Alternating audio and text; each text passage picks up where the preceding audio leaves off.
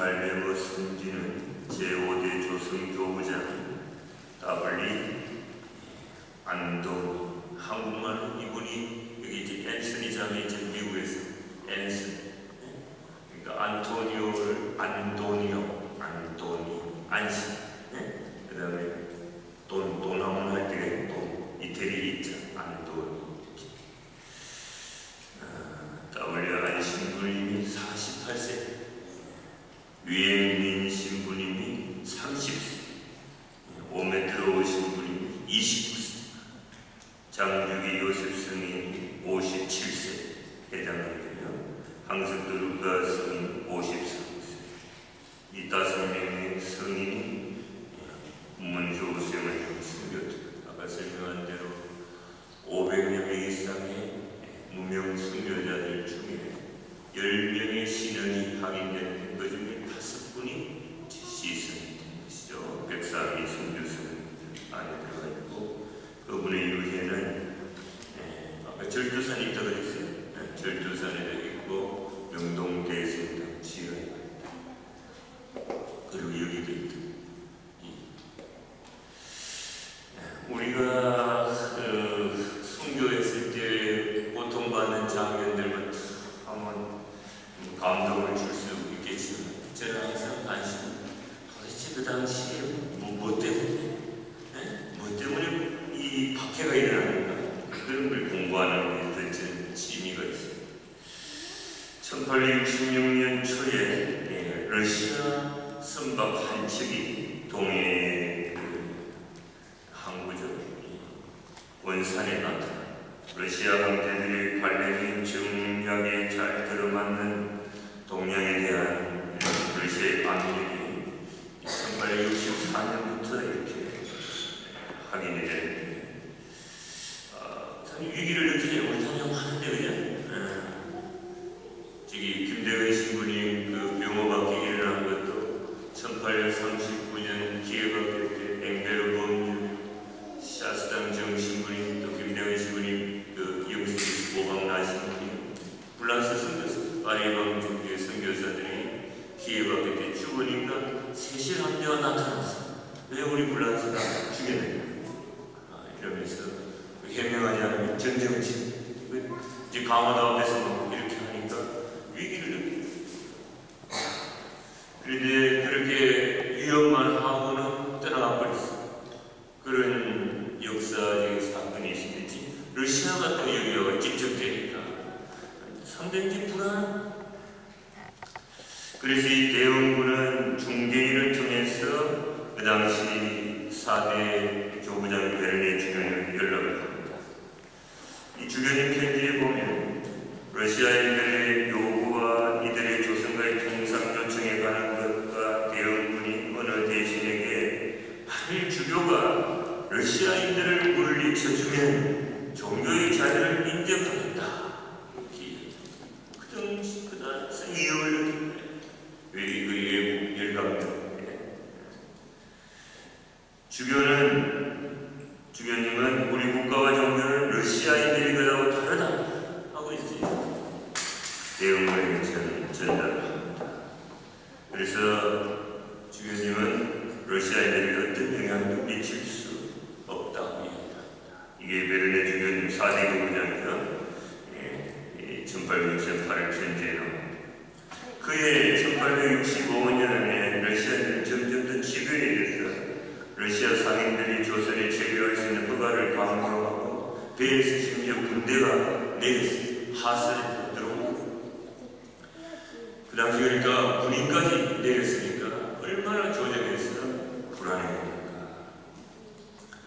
대원군과 대신들은 서양 야만인들의 새로운 침해 앞에서 당혹을 감출 수 없었습니다. 최근에 중국의 막강한 공격의 명분을 보여준 영구와 불란서 연합군과 동맹을 맺기만 하면 이 위기를 넘어갈 수 있는데, 어떻게 하면 그들과 접촉을 할 수 있겠는가?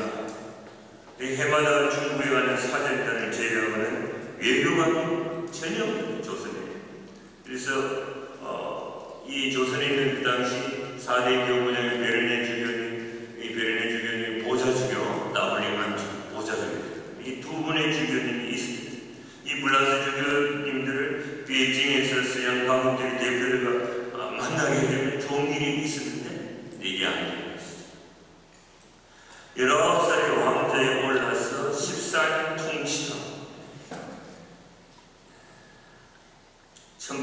1913년 12월에 33세로 후사가 없이 죽은 조선의 임금이 있습니다. 철종. 이 철종은 얼마나 술을 좋아했는지 방탕하고 아주 술꾼인 젊은 분인데 매일 약주를 한 단지씩 마신다. 제정신이 아닙니다. 이 사람이 33세로 죽자 대왕님이 좋으시는 흥성군 이하우가 여금 부대 부인의 둘째 아들이 이명복 다음 왕으로 결정한 이 이명복이 바로 조선의 제26대 왕 12세 어린 왕이 바로 고종. 흥성대원군이 실제로는 거의 절대적인 진정한 왕이었고 양모인 조씨, 대왕님 조씨가 자신의 권력을 확고하게 하고 있었는데 이 어린 왕 고종의 친어머니는 천주교의 호의적이었고 유모는 악마란다는 교우였습니다. 이 고종의 유모가 교우였습니다. 그 당시 유모들은 때때로 어린애들을 8살까지 젖을 빨게 이 왕국이었지. 8살이면 지금 초등학교 1학년 첫 발도. 그럼 어떻게 되는 거예요? 어떻게 됩니까? 8살까지 첫 발하고 사람 없죠? 아무도 없어요. 아무도. 있어요? 그 있어요? 앤서니? 미쳤어. 이쁘나? 난 소설 쓰기 이야기. 진짜? 오마이갓. 어머니의 사랑을 정말로 많이 받았다. 왕의 어머니는 남종상 요한 성지한테 대원군에게 직접 편지를 써가지고 와서 부탁을 받았구나. 남종상은 학식이 있는 사람이었고 여러 선교사제들에게 조선어를 가르쳤던 사람이었다. 당시 그는 조정 대신에 아들의 학문 선생으로서 궁중에 머물고 있었습니다. 그는 이 제안을 받아들이고 할 수 있는 모든 재능을 동원해서 편지 한 통을 써가지고는 그 편지를 대원군한테 갖다 주었습니다. 다음날 대원군은 남녀한 부릅니다. 대원군은 천주교 교리가 훌륭하다고 이야기합니다. 인정합니다. 그는 다만 내가 비난한 것이 하나 있는데 왜 당신네들은 우리들처럼 조상들에게 제사를 짓지 않는다? 이거 하나인데 못하는 거다. 그들은 정치에 대해서 이야기했는데 갑자기 대원군이 자네는 주교가 러시아인들의 조선 점령을 막을 수 있다고 확신하는가? 이렇게 묻습니다. 남녀와는 긍정적으로 대답하고 대원군이 다시 주교는 어디 있는가? 서울에 있는가? 라고 묻습니다. 아닙니다. 며칠 전부터 서울에 안 계십니다. 그랬더니 아하, 항해도에 천주교인들 보러 갔겠군. 정말로 거기 계십니다. 좋아, 그럼 내가 만나고 싶어 한다고 전해주니다.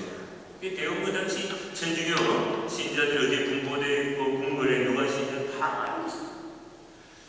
베르네 주교님은 북쪽에서 활동하고 있었습니다. 그는 석 달 동안 그를 못 살겠군 고열로 지쳐 있었지만 800명의 성인들에게 그 당시 세례를 주었습니다.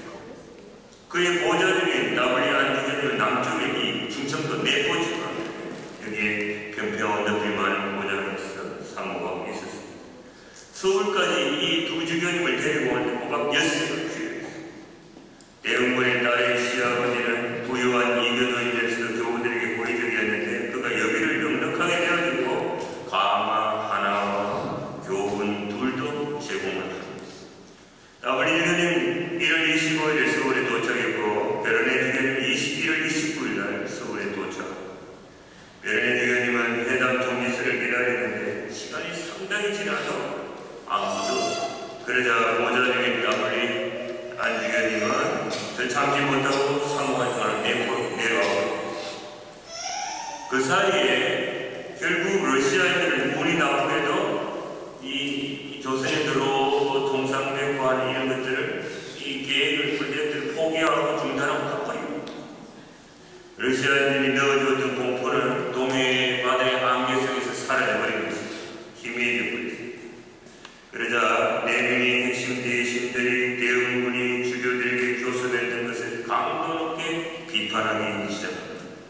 그들은 서양인들을 두려워해야 하고 그들과 동맹을 맺어서는 안 돼요. 그렇지 않으면 우리 안보는 걱정입니다. 세모라 그들을 죽이십시오. 천주교 신자를 모두 죽이십시오. 라고 했지. 이 사건, 러시아가 들어올라와도 나가버린 이 사건, 이 불에다가 기름을 부는 일이 그 당시에도 발생합니다. 베이징에 간 연례 사제단 중에 한 사람이 편지를 보내왔는데 내용은 국제조약이 유효한데도 불구하고 중국에 있는 서양 사람들이 가차없이 학살을 당하고 있다는 것이었습니다. 내용문은 달란트는 천주교의 우호적인 가족들에게 시달리고 있었죠. 가족들이 천주교 신이 많으니까 이 막슬이 어떻게 해야 될까? 저러다가 혹시 조선이 언젠가는 침범을 당하지 않을까? 10년 전에 중국처럼. 아니지요. 우리가 두려워할 것이 무엇이 있습니까? 우리가 죽인 서양 사람들에 대해서 누가 복수할 생각을 한 적이 있습니까? 옛날에 셋이라고 때 왔지만 그냥 갚으니까 뒤에 밖에도 앵베르 범죄, 사상 정신부 뭐가는 죽었지만 괜찮았다. 러시아인들도 떠났습니다. 그들이 다시 되돌아오지 않을 것입니다. 그러자 대원군은 찬반 양론을 비교 검토해 보는 것입니다. 그래도 그는 제사를 지내지 않고 계속해서 나라의 법 밖에 있을 그런 종교를 보호하기에 위협을 무릅쓸 그런 인물은 아니었던 거죠. 그는 대세를 따랐습니다. 조정대 시민들과 의전회의에서도 부분적으로 그 선교사제들의 죽음을 그는 원했던 것입니다. 대신들의 회의에서 결정이 내렸고 프랑스 사제들의 그 파멸이 결정이 된 것입니다. 그래서 이제 소위 병인 박해가 이제 일어나게 된 것이죠. 근데 제가 여기 이제 다 이야기할 수가 없어요. 할 수가 없는데 이 박해가 일어나자 이 주교님들, 이 시부인들, 이 WA가 안 죽여지면 그때 좀 정신이 좀 마비 시대이기 때문에 몰라도 유행민, 루카신을 몸에 들어오신 분이 다 숨어서 잘 있는데 부를 필요도 없는데 상대방이 막 위기로 간주하는 거예요. 우리들 때문에 너희들 교회를 많이 죽으니까 우리 빨리 우리가 먼저 솔선수범 자수하자. 교우들에게 더 큰 피해가 돌아 죽음을 막기 그렇게 하는 것입니다. 그리고 이 치료가 그 당시 11가지 과목의 환경들을 쭉 이렇게 나옵니다. 그리고 아까 이야기한 대로 WE한 주연님 같은 경우에는 한 칼을 받고 쓰러졌는데 상처가 큽니다. 이렇게 덜렁덜렁 하고 있는데 코로 피가 나오고 사제가 들면서 땅에 뻗었는데 이 계획적으로 일격을 가했던 망나니가 그 순간에 자신의 희생자를 포기하고 그 꿈틀거리 육체하면서 끔찍스러운 스트라이크를 하는 화가 나 못 죽겠다. 돈 더 달아. 사람이 생명을 담보로 해서 그런 거죠. 흥정을 하는 것입니다. 좋게 그 흥정을 하는데 관리를 모아서 흥정을 하는데 10분이 걸렸다. 마침내 500불하고 결정을 내려서 망나니 2번 칼질을 해서 희생자의 죽음을 완전히 끊어. 주변의 머리를 막대기하게 상해노예에서 관정으로 갖고 관정이 공연을 하는 것이죠. 그런 다음 나무 기둥 위에 공중에 걸어놓는 이게 국문이었어요. 너희들도 천주교 믿으면 이렇게 된다. 믿지 마라. 나무 위에 올려놨든지 성곽에 걸어놓는 거예요. 이게 국문이었어요.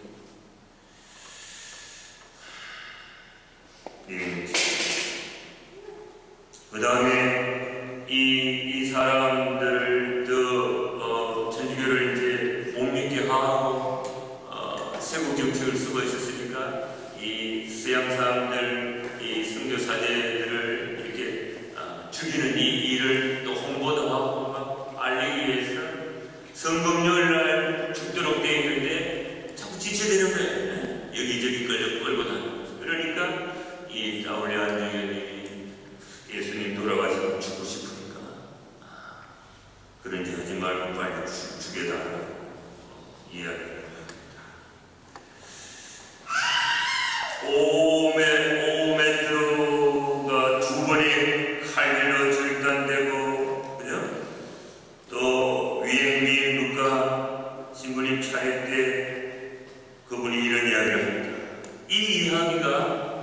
선교사들의 아이덴티티, 선교사는 도대체 누구인가? 선교사 이전에 그리스도인 나는 누구인가? 혹은 뭐 사제는 도대체 뭐하는 사람인가? 여기에 대한 질문을 근본적으로 던져주는 말씀입니다. 젊어서 죽는 것도 유행비행 가신 분이 29살 아니야? 맞죠? 맞아요? 아까 여기 30. 젊어서 죽는 것도 이처럼 비천한 곳에서 죽는 것도 내게는 고통스럽지 않으나 즉 가엾은 영혼들을 구원하기 위해 아직 아무것도 하지 못하고 죽는 것이 고통스럽다. 그죠? 들어온 지 얼마 되지도 않았는데 영혼을 많이 구해야 되는데 못하고 죽는 게 너무나 이 사제로서 선교사로서 고통스럽다. 이야기합니다. 선교사가 무엇인가? 선교사의 정치의 성에 대해서 생각을 하게 되고 또 교회가 이 시대에 존재하는 이유가 뭔가? 교회의 존재 목적이 뭔가? 그런 이야기입니다. 여러분 아시는 대로 우리 누구죠? 소아대에서 성년은 15살에 깔멜 봉쇄 수년 들어가서 24살에 몇 년? 9년 동안 살다가 한 번도 사람 사는 곳에서 안 나오고 그 깔멜의 창살 안에서 봉쇄 생활을 했어요. 그러나 그가 고교 사업의 수호자가 된 것은 그가 수도원에서 사는 일상의 모든 삶들을 정교한 사제와 신앙생활을 위해서 봉헌한 영적인 그 가치를 인정해주기 고교사의 수호자가 된 거죠. 그러나 실제로 우리가 12월 3일날 기념한 프란치스코 사베리오 로열에서 이나시와 함께 예수회를 창설했던 거죠. 그 프란치스코 사베리오 사제는 10년 동안 3만 명을 영세를 줬다. 인도까지, 일본까지 와서 저기 중국까지 가려고 하다가 지금 못 가게 됐습니다. 3만 명이 영세. 인도에서 이런 이야기를 합니다. 내가 막 성호 가르쳐주고 뭐 예수님의 이야기하고 교리 가르치고 십계명 해야 돼. 너무나 많은 사람을 혼자서 하려니까 열분이 터지는 거예요. 근데 똑같은 회원이 저기 소위 박사라는 사람들이 불란서 솔로몬 대학에서 탁상에서 네가 옳으니 지가 옳으니 토론하고 논쟁하고 그런 신부들을 생각하니까 열분이 아까운 시간 낭비하고 저것들 탁상 공부를 하려면 여기 오고 많은 영혼들을 구원하는데 그러니까 성교가 뭔가 이런 거지 우리 좀 생각해야 돼. 제가 여기 오기 전에 미국의 보스턴에 그 한인본당이 성필리프 네리 주보로 성당인데 그 독립으로 보스턴 대교구에서 한인본당을 정식 폐 본당으로 만들어줘서 이제 11월달 이전을 하게 되는데 주보가 따블리 죽입니다. 이 신부님이 한국 선인 하고 싶지만 우리도 우리 한국 사람 미국에서 살겠느냐? 미국에서 사는데 선교사하고 자기 고향을 떠나가지고 완전히 한국 사람들이 헌신하는 희생하는 그런 모습을 그런 분들이 있기 때문에 오늘 우리 신앙이 존재하니까 우리도 이제 외국에서 그런 분들을 주보로 모시고 우리도 이 미국 땅 우리 한인들뿐만 아니라 미국 사람들 남미 사람들 위해서 뭔가 헌신하자. 그래서 그분이 이제 왔는데 유해를 구하고 싶은데 유해가 어디 있어? 그래서 내가 좋은 방법은 저기 백사장에 가서 모래를 주워가 받을 수밖에 없다. 저 땅을 타가자. 그죠? 그냥 아름다우신 거 아닙니까? 이 거룩한 땅에 거기를 주워가 가자. 왜냐하면 예루살렘에서 만드는 문제의 십자가 뒤에 이스라엘 흙이라고 십자가에 집어넣은